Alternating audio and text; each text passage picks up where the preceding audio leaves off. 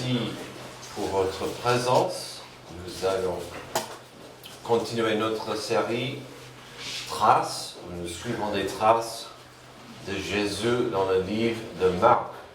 Hier, j'avais un problème avec notre imprimante et puis j'ai dû imprimer quelques pages chez mon voisin, Mohamed, qui était intéressé par ce qui sortait de son appareil. Donc, je vais un peu parler du thème, du passage, l'importance de l'autorité de Jésus. On va voir ça ce matin.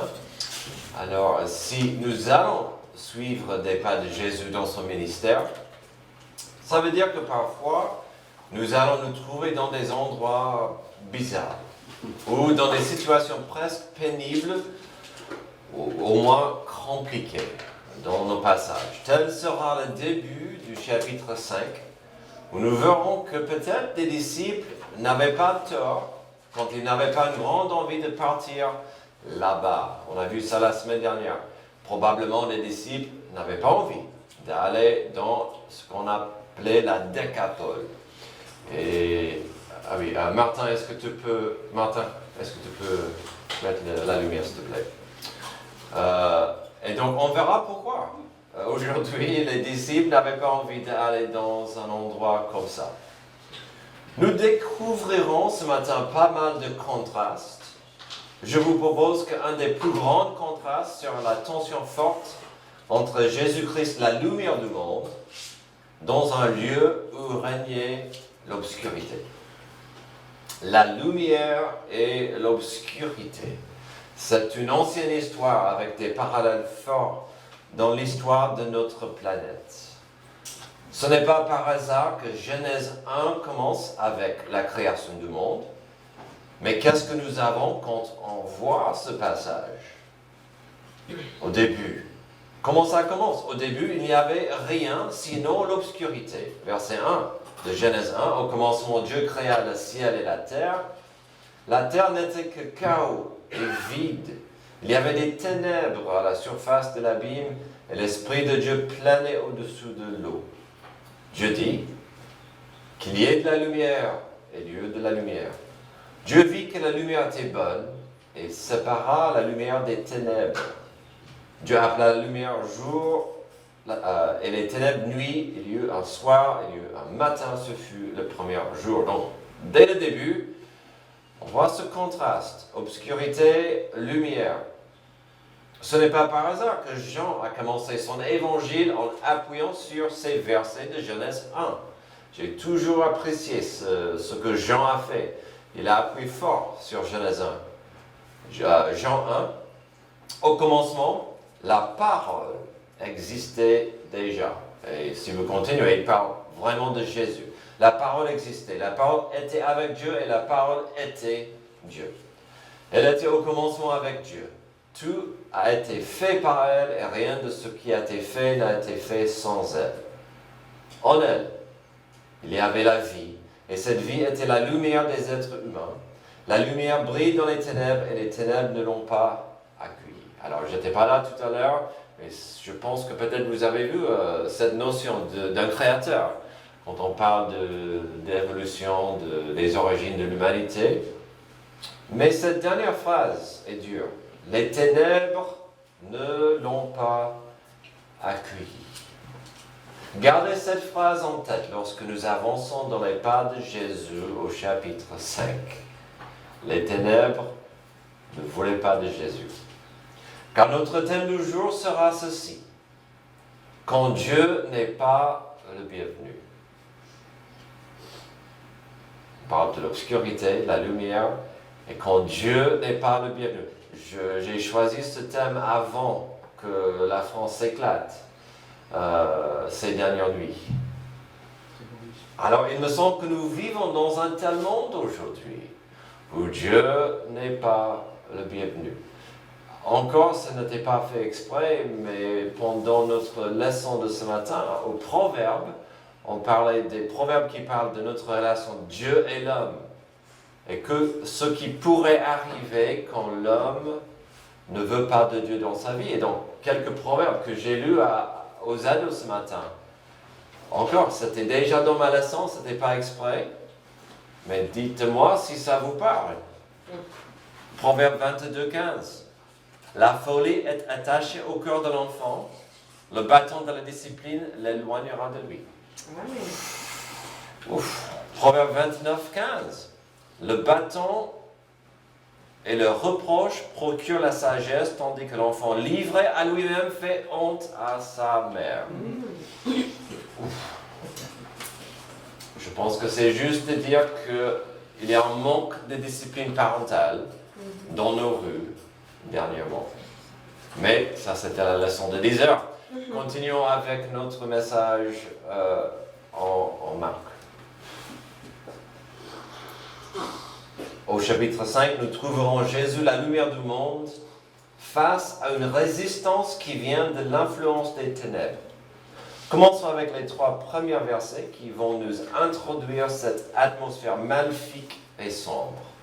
Verset 1, ils arrivèrent sur l'autre rive du lac, dans le pays des Gadaréniens.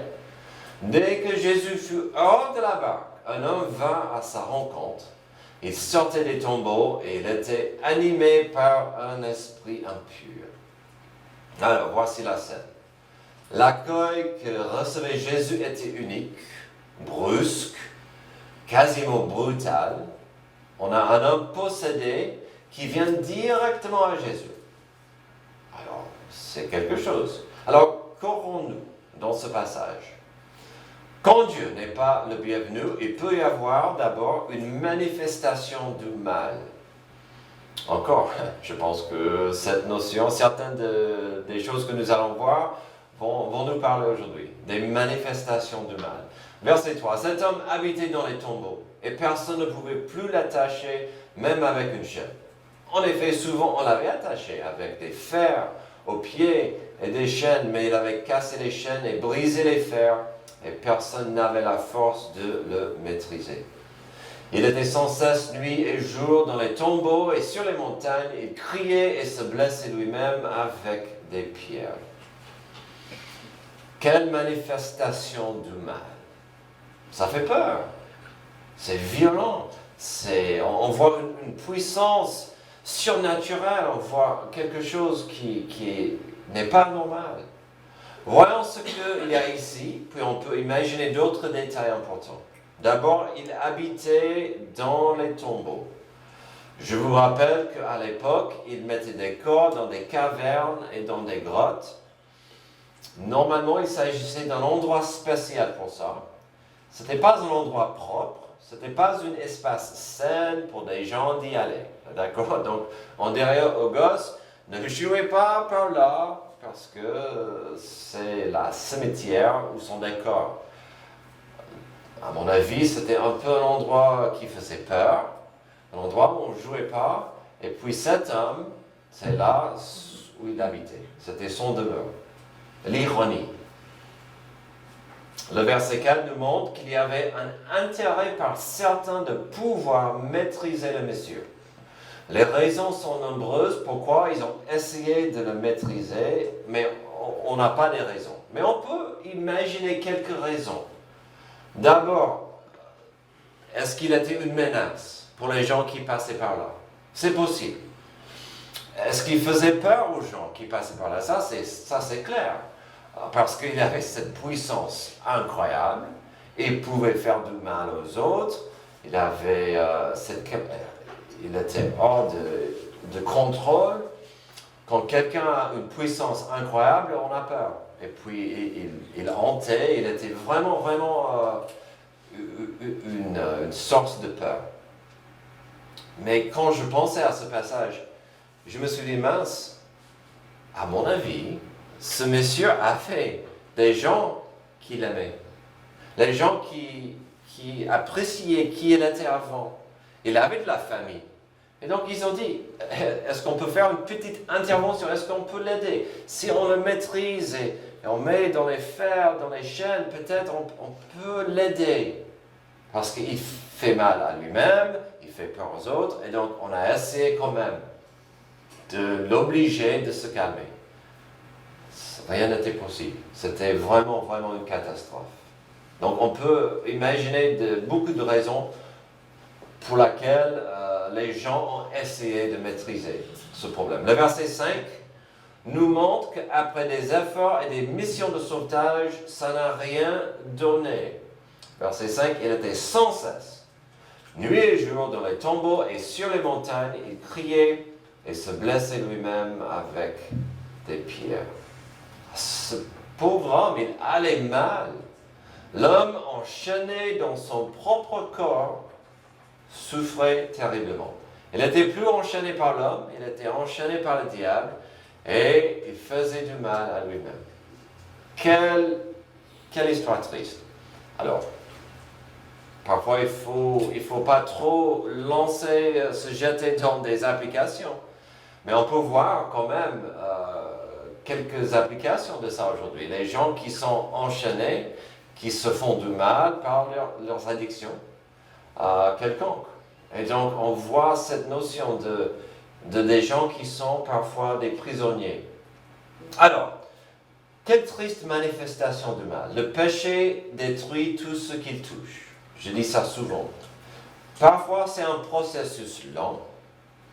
Parfois, les gens arrivent sur une pente savonneuse et en très peu de temps se trouvent vraiment esclaves au mal. Que pouvons-nous dire sur cette tragédie d'un point de vue biblique? D'abord, je dirais sans honte, il y a pas mal de pasteurs dans le monde qui ne seraient pas d'accord avec moi. Des démons existent, ils sont actifs dans ce monde d'aujourd'hui et ils ne sont pas amicaux à la création de Dieu. Satan n'aime pas la création de Dieu. Satan surtout n'aime pas les êtres humains qui sont nés dans son image et il fera le maximum de faire du mal à l'être humain. Le diable veut enchaîner les gens par tous les moyens possibles. Alors c'est là où on voit un cas extrême dans notre passage. Pour la plupart des gens aujourd'hui, cet enchaînement agit de l'ignorance que Dieu existe, qu'il les aime, ou c'est la chasse des 3 P. Les gens sont aveuglés par l'intérêt d'avoir plus de plaisir, plus de pognon, plus de prestige. Et pour beaucoup, c'est assez. Ils sont aveuglés, enchaînés par ça. On peut aussi constater ici que le monde démoniaque a des forces inexplicables sur le monde physique. Ce monsieur, j'en ai parlé tout à l'heure, il avait des capacités surnaturelles. Et pourquoi pas? Dans la Bible, nous savons que ça arrivait. Les démoniaques avaient une puissance incroyable. Mon père a fait partie d'un exorcisme quand j'étais gosse. Et chaque fois qu'on sortait, exorçait un démon de la femme, il a dit, c'était vraiment, vraiment effrayant, il a dit son visage se changeait dans une façon impossible, physiquement. La physiologie de son visage changeait. Son avis, c'était le visage du démon qui partait. Parce que c'était vraiment comme un masque de démon. Et puis après, son visage, les os et tout se remettaient en place. Il y avait des histoires, là où j'ai grandi, dans la Papouasie-Nouvelle-Guinée, où les gens pouvaient se transformer en bêtes après avoir fait des incantations, des choses comme ça, et revenir à la forme humaine. Ces choses sont possibles. À mon avis, bibliquement, le diable a un pouvoir sur ce monde. Et puis, il est le Dieu de ce monde. Et donc, il y a ça à comprendre. Finalement, je dirais ceci. Comment est-ce qu'on arrive à ce stade? La possession démoniaque est-elle une menace de nos jours? Alors, à mon avis, il y a pas mal de gens possédés dans le monde moderne qui sont dans les cliniques psychiatriques. Merci. Dans les endroits du monde moins modernisés, moins développés, ce problème est plus ouvert. Il y a des gens possédés. Et les gens comprennent qu'ils sont possédés. Il y a aussi la notion dans l'Ancien Testament des avertissements les plus forts et les plus extrêmes au peuple de Dieu, c'était d'éviter la sorcellerie à tout prix. Pourquoi Dieu a dit, il faut éviter ça à tout prix? Parce qu'il a compris que c'est un danger grave. Il ne faut pas jouer avec le feu. Il ne faut pas. Et donc les avertissements dans l'Ancien Testament, et puis dans le Nouveau Testament. Pendant les voyages de Paul, il y avait tout un groupe qui a donné leur vie à Dieu, et ils étaient jusqu'ici dans la sorcellerie, et la Bible dit, ils ont pris tous leurs objets consacrés à la sorcellerie, à la magie, ils l'ont brûlé. Et la valeur de ça était énorme, mais ils ont dit, peu importe, on va brûler cette partie de nos vies anciennes. Aussi, on peut voir dans la Bible que les miracles sont possibles. Et ça m'a fait du mal d'utiliser le mot miracle. Les miracles sont possibles. À cause de, je ne veux pas dire grâce à, mais par la force de Satan. Les miracles sont possibles. Regarde dans le cours de Pharaon. Les choses qu'il pouvait faire par la magie. Est-ce que je vais parler de certains gens qui font des miracles aujourd'hui? Il y a certains gens qui font des miracles aujourd'hui. Ce n'est pas par la puissance de Jésus-Christ. Aussi, la magie peut être une passerelle, un portail qui s'ouvre à tout un monde dangereux, comme la planche Ouija, l'astrologie, qui semble à la base pas grave et léger. Ça peut être un portail au mal. Des voyants qui peuvent vous aider avec votre avenir, ou vos souhaits, ou vos problèmes. Le docteur Mbamba peut vous aider avec vos problèmes d'amour. Oui, mais par quel pouvoir? Des cartes tarot, etc., etc. Je vous supplie, je pense que vous le savez, ne jouez pas avec ces choses. Alors, est-ce que ça veut dire qu'un chrétien peut être possédé? À mon avis, bibliquement, un chrétien peut être gêné, même persécuté, s'il est loin de la voie de Dieu. Mais je ne vois pas comment un chrétien qui appartient à Dieu, où le Saint-Esprit habite dans sa vie, peut être possédé. Ce n'est pas possible. Parce qu'il faut que Satan prenne possession à cette personne. Et le Saint-Esprit ne peut pas être mêlé dans ça. Mais on peut être gêné, persécuté. Et parfois ça arrive aux chrétiens. Quand on s'éloigne de Dieu, d'entendre ses voix, la voix maligne du diable. Tout ça pour dire, attention, ce n'est pas un jeu. Et ce monsieur était vraiment, vraiment esclave. Deuxième chose, quand Dieu n'est pas le bienvenu, il peut y avoir une manifestation de mal, et puis une confrontation avec le mal. Verset 6, il vit Jésus de loin, accourut, se prosterna devant lui, et s'écria d'une voix forte, « Que me veux-tu, Jésus, fils de Dieu très haut? Je t'en supplie, au nom de Dieu, ne me tourmente pas. » En effet, Jésus lui disait, « Sors de cet homme, à esprit impur. » Si la semaine dernière, nous avons vu une compréhension des disciples sur la vraie identité de Jésus, ici on constate vite ce que les démons savent déjà. C'est intéressant ce qu'il a dit. Jésus, fils de Dieu très haut, ne me tourmente pas. Ici, nous avons deux confessions liées à l'autorité de Jésus-Christ. D'abord, il est Dieu. Il est Dieu, ce n'est pas une question. Et il a l'autorité suprême. Ils ont dit, tu es Dieu et tu règnes. Tu as l'autorité sur moi. Ils ne voulaient pas que Jésus les condamne au tourment qui leur est promis. Et ils savaient, un jour, j'irai dans le tourment de l'enfer. Donc je vous ai donné quelques petits passages, si ça vous intéresse de voir cette notion. Apocalypse 20, 1 à 3, Matthieu 8, 29, Luc 8, 31, où les démons comprennent. Ils ne peuvent pas gagner, donc ils vont faire autant de dégâts possibles entre-temps.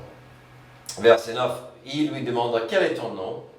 Mon nom est Légion, car nous sommes nombreux, répondait-il. Et il le supplie avec insistance de ne pas les envoyer hors du pays. Je vous ai dit, c'était un endroit obscur. C'était un endroit qui n'appréciait pas Dieu. C'est intéressant qu'ils avaient envie d'y rester. Beaucoup de pasteurs ou exorcistes mettent beaucoup d'importance sur la question de Jésus quand ils essaient d'expulser des démons. Et ils cherchent à avoir le nom du démon. Je ne sais pas si c'est aussi important que ça, car Jésus n'avait pas besoin de le savoir. Je pense que le Sauveur voulait que nous comprenions la capacité diabolique qui existe. Qu'il peut y avoir quelqu'un possédé par une multitude. Et le mot qu'il a utilisé, légion, représente 6000. Alors est-ce que ce mec avait 6000 démons? Je ne sais pas. Mais il avait une multitude en lui. Waouh! Une multitude de démons. Continuons. Il y avait là, vers la montagne, un grand troupeau de porcs en train de chercher à manger. Tous les démons le supplièrent, envoie-nous dans ces porcs afin que nous entrions en eux. Il le permit aussitôt. Les esprits impurs sortirent de l'homme, entrèrent dans les porcs, et le troupeau se précipita du haut de la falaise dans le lac. Il y avait environ 2000 porcs, et ils se noyèrent dans le lac. Les gardiens du troupeau s'enfuirent et allèrent le raconter dans la ville et dans les campagnes. Les gens allèrent voir ce qui était arrivé. Alors bien sûr, des questions s'imposent et j'avoue qu'il n'y a pas de réponse facile. Pourquoi voulaient-ils, ces démons, entrer dans les porcs? Déjà, ils ont compris que leur règne dans le pauvre homme était terminé. Ils avaient peur du jugement terrible d'être jetés dans l'enfer. Ils préféraient rester dans quelque chose de vivant. Est-ce qu'ils savaient que les porcs allaient perdre la raison? Je ne sais pas. Pourquoi Jésus a permis à ce qu'ils le fassent? Je ne sais pas. J'ai toujours posé cette question toute ma vie. Pourquoi Jésus a dit oui à ça?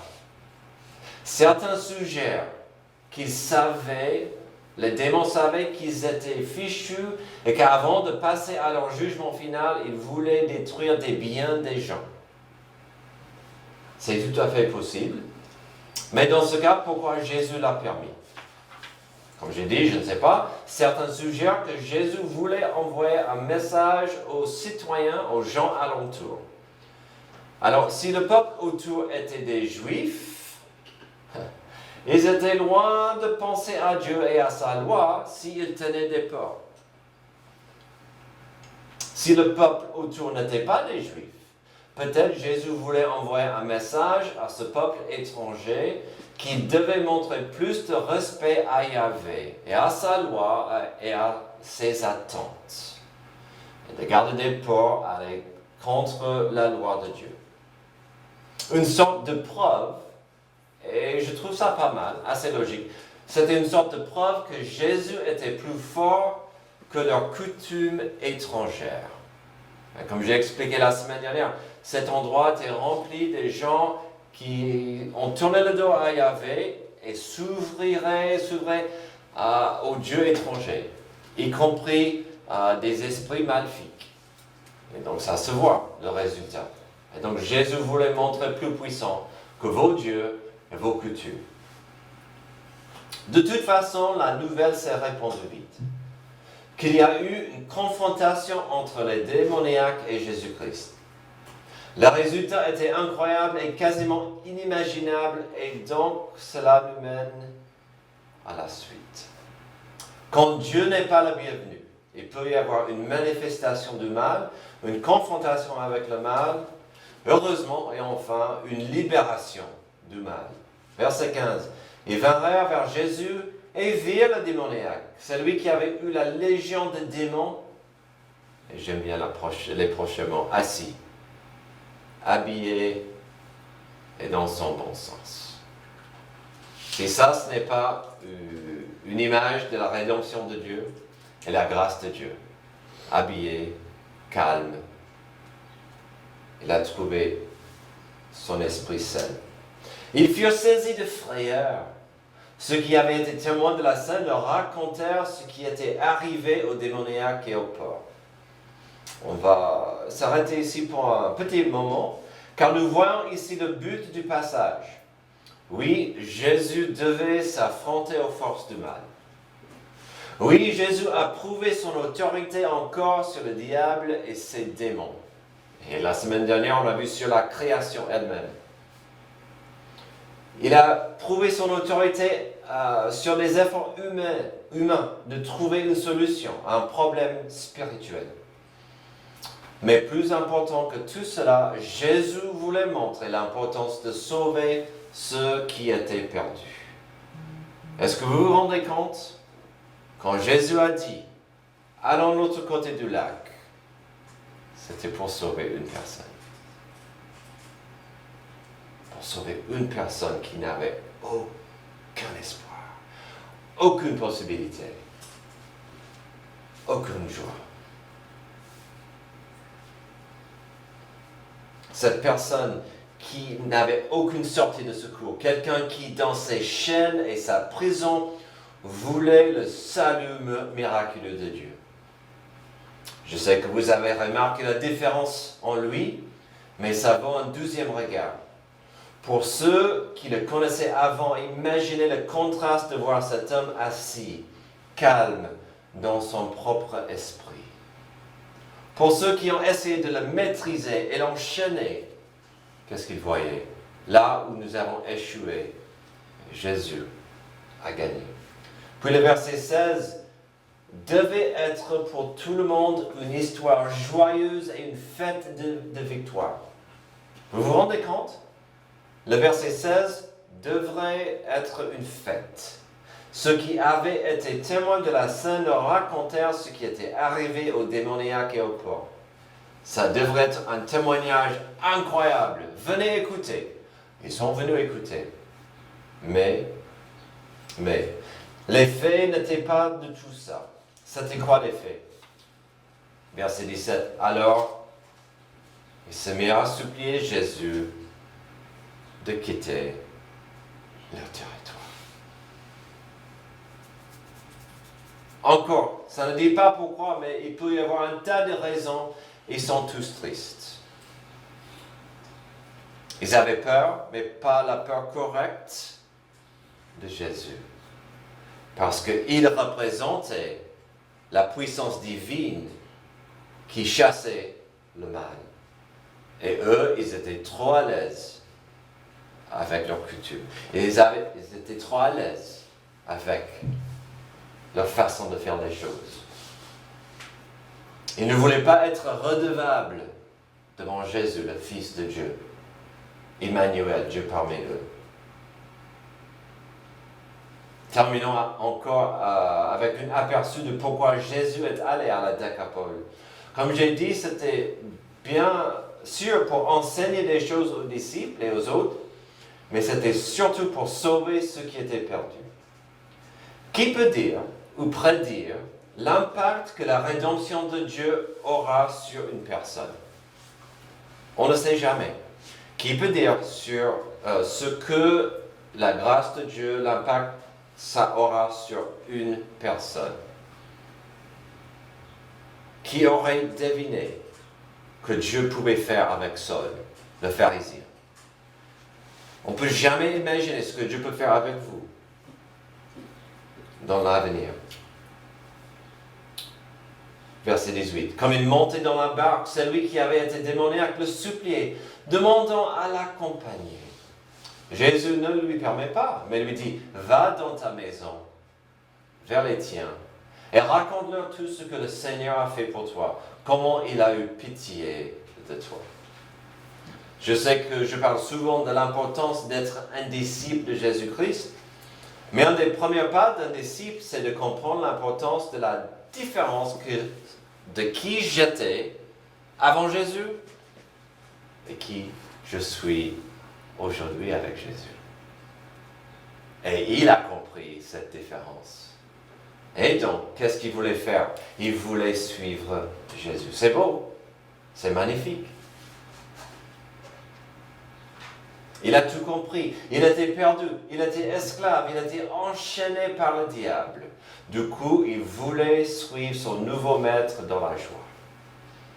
Tandis que Jésus savait qu'il pouvait avoir un impact plus fort avec son témoignage auprès des siens. Et donc, nous voyons du coup la beauté de l'Évangile en pratique au verset 20. Il s'en alla et se mit à proclamer dans la Décapole tout ce que Jésus avait fait pour lui, et tous étaient dans l'étonnement. Il était connu, il était célèbre pour des mauvaises raisons. Et qu'est-ce qui s'est passé? Il est devenu un missionnaire. Mes amis, peut-être vous ne me connaissez pas avec mes cheveux coupés, bien habillé, et je parle correctement, mais ça c'était moi, enchaîné par le diable. Et vous savez quoi? J'ai une joie aujourd'hui que je n'avais pas. J'ai une paix aujourd'hui que je n'avais pas. J'ai une raison d'être aujourd'hui grâce à Jésus-Christ le Sauveur. Lorsque nous n'avons pas un discours spirituel à partager, quand on a du mal à penser à un verset ou passage pertinent à donner à quelqu'un, qu'avons-nous toujours? On a ça. De dire aux gens qu'avant Jésus, j'étais perdu. J'étais aveugle. J'étais enchaîné. Après Jésus, je suis vivant, en paix, rempli d'espoir. Et ce n'était rien que j'ai fait. Oui, j'ai accepté par la foi, mais c'est Dieu qui m'a transformé.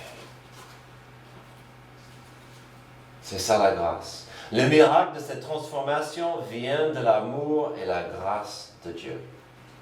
Quand Dieu n'est pas le bienvenu, il peut y avoir une manifestation du mal, une confrontation avec le mal et bien sûr une libération du mal. Aujourd'hui, nous avons vu Jésus qui est allé loin, qui a fait des efforts énormes pour ce qui semble être une affaire pour sauver une seule personne. Mais, que vaut une âme? Bien sûr, ce que Jésus a fait avait un impact et a touché des centaines de gens sur plusieurs niveaux. Mais il a fait cela pour une personne. Mais qui sait, peut-être ce monsieur est devenu un porte-parole, un évangéliste extraordinaire dans la région. En ce qui concerne les autres, en ce qui concerne ce voyage à la Décapole, comment expliquer la réaction de ce jour-là? Comment expliquer cette réaction triste des gens qui ont dit non, Jésus? Parte. C'est assez simple finalement. Il y a deux passages qui expliquent très efficacement cette réaction. Et malheureusement, ils expliquent notre monde aujourd'hui. Je dirais même notre situation actuelle ces derniers soirs. J'ai commencé ce message en citant Jean et son désir de contraster la lumière et l'obscurité.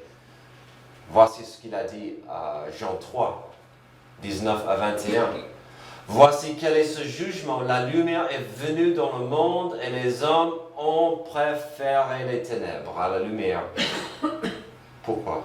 Parce que leur manière d'agir était mauvaise. En effet, toute personne qui fait le mal déteste la lumière et elle ne vient pas à la lumière pour éviter que ses actes soient dévoilés. Mais celui qui agit conformément à la vérité vient à la lumière afin qu'il soit évident que ce qu'il a fait, il a fait en Dieu. Heureusement pour certains, cette lumière de Dieu devient une source d'espoir.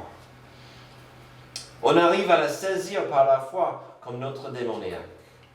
Mais pour tellement de gens, il s'enfuit. 2 Corinthiens 4, 3, 6. Si notre évangile est encore voilé, il est pour ceux qui périssent. Pour les incrédules dont le Dieu de ce monde a aveuglé l'intelligence, afin qu'ils ne voient pas briller l'éclat que projette l'évangile de la gloire de Christ, qui est l'image de Dieu. Nous ne nous prêchons pas nous-mêmes. C'est Jésus-Christ le Seigneur que nous prêchons. Et nous ne déclarons vos serviteurs à cause de Jésus. En effet, le Dieu qui a ordonné que la lumière brille du sein des ténèbres a aussi fait briller sa lumière dans notre cœur pour faire resplendir la connaissance de la gloire de Dieu dans la personne de Jésus-Christ. C'est clair. Ce n'est pas tout le monde qui va accepter la lumière, mais la lumière existe et brille en Jésus-Christ. Aujourd'hui, nous avons découvert un homme, même toute une population qui était aveuglée par des ténèbres du mal. Mais nous ne prêchons pas nous-mêmes, mais la gloire de Jésus-Christ, le Fils de Dieu, le Sauveur et le Seigneur du monde. À lui soit toute la gloire au siècle des siècles. Prions. Merci Dieu pour cette histoire magnifique, à la fois triste, qui nous rappelle que ta lumière est disponible pour sauver, pour libérer, pour bénir. Mais en même temps, il y aura des gens autour de nous qui n'apprécient pas ta grâce, ta miséricorde, ta paix. Aide-nous à briller pour toi. Aide-nous à vivre des vies qui glorifient ton nom. C'est dans le nom de Jésus que je prie. Amen. Levez-vous pour notre